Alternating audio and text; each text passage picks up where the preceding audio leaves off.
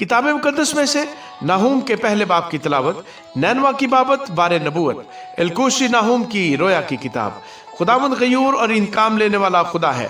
हाँ, खुदावंद इंतकाम लेने वाला और कहार है। खुदावंद अपने मुखालफों से इंतकाम लेता है और अपने दुश्मनों के लिए कहर को कायम रखता है। खुदावंद कहर करने में धीमा और कुदरत में बढ़कर है और मुजरिम को हरगिज बरी न करेगा। खुदावंद की राह गिर्दबाद और आंधी में है और बादल उसके पांव की गर्द है। वो इस समंदर को डांटता और सुखा देता है और सब नदियों को खुश्क कर डालता है। बसन और किरमल कुमला जाते हैं और लुबनान की कौंपलें मुरझा जाती हैं। उसके खौफ से पहाड़ कांपते और टीले पिघल जाते हैं। उसके हजूर जमीन, हाँ दुनिया और उसकी सब मामूरी थरथराती है। किसको उसके कहर की ताब है? उसके कहर शदीद को कौन बर्दाश्त कर सकता है? उसका कहर आग की मानद नाजिल होता है, वो चट्टानों को तोड़ डालता है। खुदावंद भला है और मुसीबत के दिन पनागा है। अपने तवक्कल करने वालों को जानता है, लेकिन अब वो उसके मकान को बड़े सैलाब से नेस्त नाबूद करेगा और तारीकी उसके दुश्मनों को रगे देगी।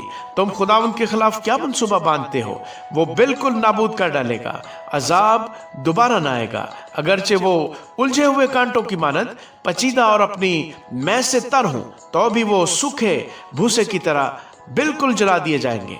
तुझसे एक ऐसा शख्स निकला है जो खुदावंद के खिलाफ बुरे मंसूबे बांधता और शरारत की सलाह देता है। खुदावंद यूं फरमाता है कि अगरचे वो जबरदस्त और बहुत से हों, तो भी वो काटे जाएंगे और वो बर्बाद हो जाएगा। अगरचे मैंने तुझे दुख दिया, तो भी फिर कभी तुझे दुख न दूंगा। और अब मैं उसका जुआ तुझ पर से तोड़ डालूंगा और तेरे बंधनों को टुकड़े टुकड़े कर दूंगा। लेकिन खुदावंद ने तेरी बाबत ये हुक्म सादर फरमाया है कि तेरी नस्ल बाकी न रहे।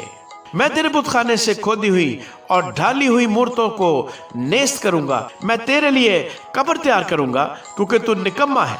देख, जो खुशखबरी लाता और सलामती की मुनादी करता है, उसके पांव पहाड़ों पर हैं। ऐ यहूदा, अपनी ईदें मना और अपनी नजरें अदा कर, क्योंकि फिर खबीस तेरे दरमियान से नहीं गुजरेगा। वो साफ काट डाला गया है। आमीन। किताब मुकद्दस में से नाहूम के दूसरे बाब की तिलावत। परगंदा करने वाला तुझ पर चढ़ आया है। कला को महफूज रख, राह की निगहबानी कर, कमर बस्ता हो और खूब मजबूत रह, क्योंकि खुदावंद याकूब की रौनक को इसराइल की रौनक की मानद फिर बहाल करेगा।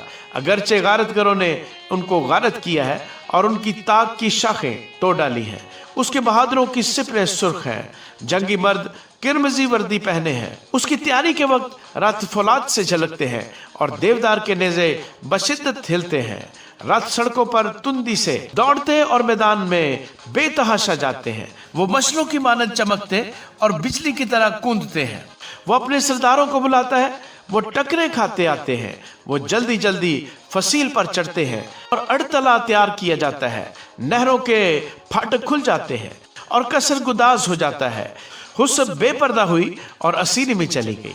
उसकी लौंडियां कमरियों की मानद कराहती हुई मातम करती और छाती पीटती हैं। नैनवा तो कदीम से हौस की मानद है, तो भी वो भागे चले जाते हैं। वो पुकारते हैं कि ठहरो ठहरो, पर कोई मुड़कर नहीं देखता। चांदी लूटो, सोना लूटो, क्योंकि माल की कुछ चिंता नहीं। सब नफीस चीजें कसरत से हैं। खाली सुनसान और वीरान है। उनके दिल पिघल गए और घुटने टकराने लगे। हर एक की कमर में शिद्दत से दर्द है और इन सब के चेहरे जर्द हो गए। शेरों की मांद और जवान बबरों की खाने की जगह कहाँ है, जिसमें शेर बब्बर और शेरनी और उनके बच्चे बेखौफ फिरते थे। शेर बब्बर अपने बच्चों की खुराक के लिए फाड़ता था और अपनी शेरनियों के लिए गला घोंटता था और अपनी मांदों को शिकार से और गारों को फाड़े हुओं से भरता था। रब्बुल फाज फरमाता है, देख मैं तेरा मुखालिफ हूँ और उसके रथों को जलाकर धुआं बना दूंगा और तलवार तेरे जवान बबरों को खा जाएगी और मैं तेरा शिकार जमीन पर से मिटा डालूंगा और तेरे एलचियों की आवाज फिर सुनाई न देगी। आमीन।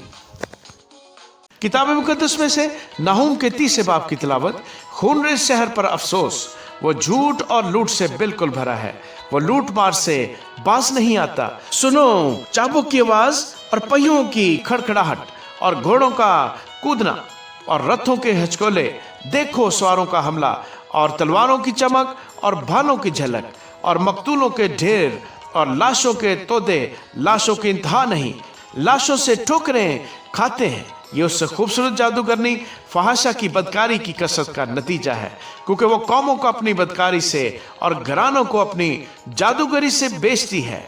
रब्बुल अल्फाज फरमाता है, देख मैं तेरा मुखालिफ हूँ और तेरे सामने से तेरा दामन उठा दूंगा और कौमों को तेरी बरहंगी और ममलकतों को तेरा सतर दिखाऊंगा और नजासत तुझ पर डालूंगा और तुझे रसवा करूंगा। हाँ, तुझे उंगशनुमा कर दूंगा और जो कोई तुझ पर निगाह करेगा तुझसे भागेगा और कहेगा कि नैनवा वीरान हुआ। इस पर कौन तरस खाएगा? मैं तेरे लिए तसल्ली देने वाले कहाँ से लाऊं? क्या तू नोआमून से बेहतर है, जो नहरों के दरमियान बसा था और पानी उसकी चारों तरफ था, जिसकी शहर पनाह दरियाए नील था और जिसकी फसील पानी था। कूश और मिस्र उसकी बेइंतहा तवा नहीं थे, फोत और लोबीम उसके हमायती थे। तो भी वो जलावतन और असीर हुआ, उसके बच्चे सब कूचों में पटक दिए गए और उनके शुरफा पर कुरा डाला गया और उसके सब बुजुर्ग जंजीरों से जकड़े गए। तो भी मस्त होकर अपने आप को छिपाएगा और दुश्मन के सामने से पनाह ढूंढेगा। तेरे सब किले अंजीर के दरख्त की मानद है, जिस पर पहले पक्के फल लगे हों, जिसको अगर कोई हलाए तो वो खाने वाले के मुंह में गिर पड़े। देख तेरे अंदर तेरे मर्द औरतें बन गए, तेरी मुमलकत के फाटक तेरे दुश्मनों के सामने खुले हैं। आग तेरे अड़बंगों को खा गई। तू अपने महासा के वक्त के लिए पानी भर ले और अपने कलों को मजबूत कर।